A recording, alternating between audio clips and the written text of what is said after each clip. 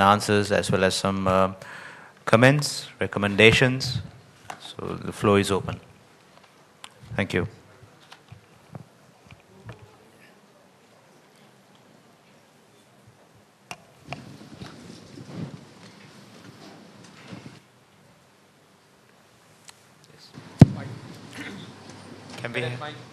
Can we have a mic, please?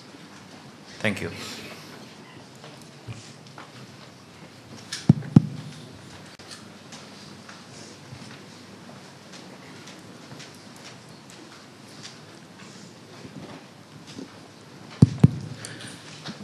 Good morning, I'm Brigadier Arun Jayasekara. We have had a very lengthy discussion on these maritime security concerns and also the efforts that you are going to make by the coastal guards. And, when it's considering about the national security, the external threats are invisible, and also there's no geographical boundaries such for the external threats, as brought about by the opening remarks by the Vice Chancellor the last morning. My question is basically the academic in nature. Now, we are neighbor to the India, as pointed out by the Captain Jayaratna, that you have expert the EEZ and also the search and rescue, the region, which is expanding about 27 times bigger than the landmass, the Sri Lanka, and how it looks when India, when they design or demarcate their search and rescue region or whatever the other names. I think we may have to abide by or go for some amicable resolutions or some solutions with India. So since we don't have the capability of reaching out and still we are setting the pace of the Coastal Guard, your comments on that I really appreciate. Thank you very much. Thank you. Would you like to?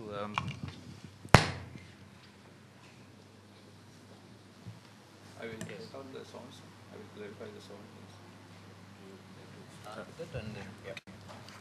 Can I? Yes, please. The search and rescue regions are not determined by the individual countries. It is by the convention. So that has set forth the boundaries, demarcations, and it has been agreed upon. The area that is coming, you must be mentioning, is about the outer edge of the continental shelf. Now, the provisions provides that countries can go ahead with their full claim, and they need not confine themselves. It is a long process. So once the claim is made, obviously the Commission, the United Nations Commission on this continental shelf demarcation, they expect the regional countries, the neighboring countries, to have amicable solutions, agreements. Notwithstanding that, the countries are allowed to go ahead with their claim, submit them, give the scientific facts and figures in supporting their claim. But in the meantime, in parallel to that process, the countries are expected to negotiate among themselves and come to the solutions. So we have not come to that kind of a stage yet, but the negotiations are on with India. Similarly, the India is in negotiation with other neighbors. So likewise, it's a complex negotiation process that will be going on. That's all about the zones and the regimes. So. Yeah, I agree with what Captain Jayaratna said. Basically, the legal aspect is one, and the scientifically claiming the area is another one. But physically getting it sorted out between two countries, I guess, is another aspect. And India being a power in the region, we cannot really go and antagonize India on this issue. And I foresee that there may be a problem, especially in the Bay of Bengal, where the interest can meet halfway through. So rather than directly going to the United Nations or to the higher authority, first we must try to discuss among the two countries and trying to come to a amicable solution insofar as delimiting the continental margin is concerned. And I don't want to comment beyond that. I think first we must exploit, we must exercise maximum opportunities, maximum resources on coming to a bilateral consensus rather than going anything beyond. Thank you.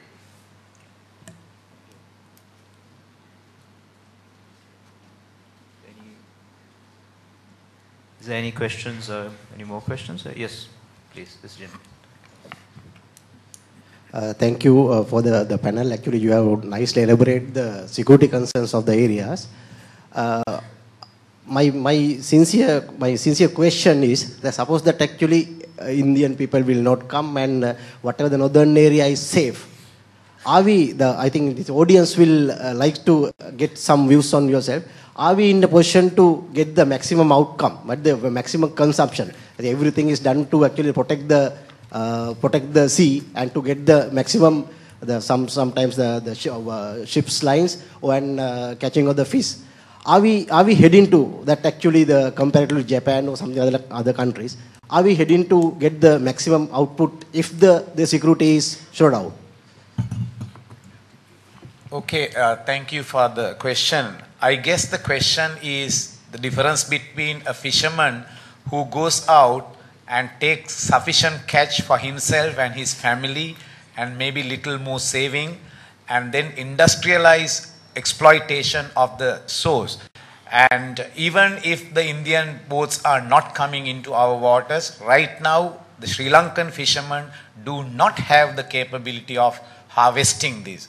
Having said that, we need to harvest. I mean, I mentioned in my presentation also, especially the Jaffna fishermen, they were not using mechanized methods to catch fish. So they were carrying on with the fishing in a very sustainable manner. And thereby, we will have fish for few more generations to come. I mean, although we do not have the capability to harvest the valuable catch right now, if we permit exploitation by someone else who is having the capability, and that could mean our fishery is gone for a long time to come. So I guess there is a balance between livelihood fishing and industrialized, over-exploited commercial venture. So I think and I wish that we will not go into that kind of a large-scale harvesting in the near future, if we can do the traditional methods and which is a very sustainable. And I mentioned again in my presentation, the world fish stocks are depleting, and soon the world will have to do without fish, especially from the sea. So I think I cannot give you a direct answer. The answer is no, we are not ready, but I will still prefer the traditional sustainable methods of fishing rather than industrialized, mechanized, exploitation of fishing. Thank you. Thank you.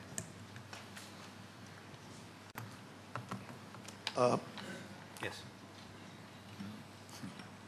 I am Hariharan.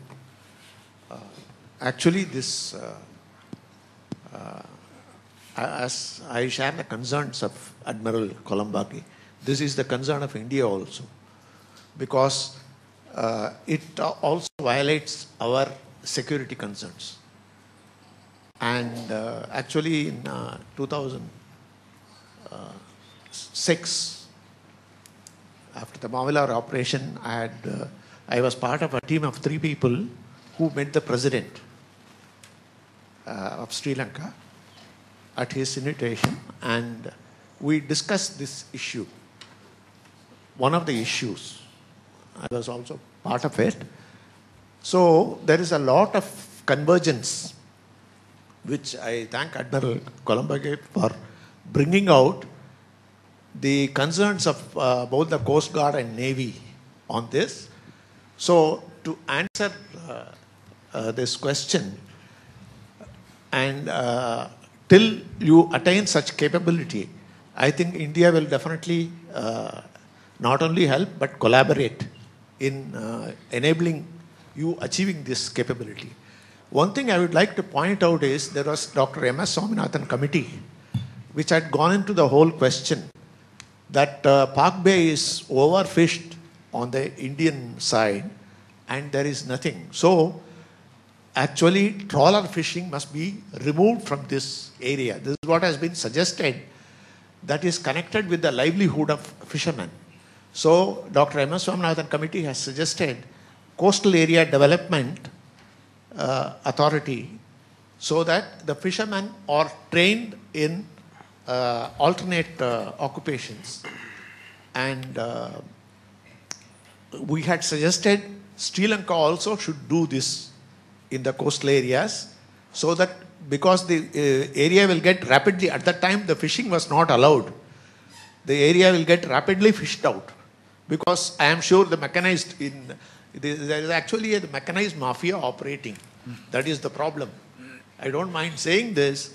And the fishermen are generally in all countries, they are out of control of any legal authority, generally. It's very difficult to control them. When there are a few 1,500 boats are moving. So India is very much conscious of this, and they are trying to sort out, as Admiral brought out, this is connected with local politics also, with two different parties at the center and state. But even the state government is very much aware. The way they show on the incident had happened on the Indian side is because they get compensation if it is on Indian side. So whenever the Sri Lankan Navy intercepts, this was submitted in the affidavit also in the High Court, Madras High Court bench in Madurai. Yes. I am sure you are aware. This is in public domain. So I personally feel this must be enforced. It is, one has to make up his mind and remove the economic and causes, and political will must be there. I am sure it will come because there is a lot of convergence. State government officials also know this. Fisheries department knows this, and they also agree with this. So I see this because this has the potential of being exploited politically on both sides. We should not allow that, because I see Sri Lanka as a smaller country does require, especially in exploiting the resources in rather the economic zone, it does require Indian capital. I'm sure it will be forthcoming at a suitable Thank time. you. Thank you so much for your comments. If there's any other final question that you would like to take? Yep. Okay. We'll then conclude this session. So let me thank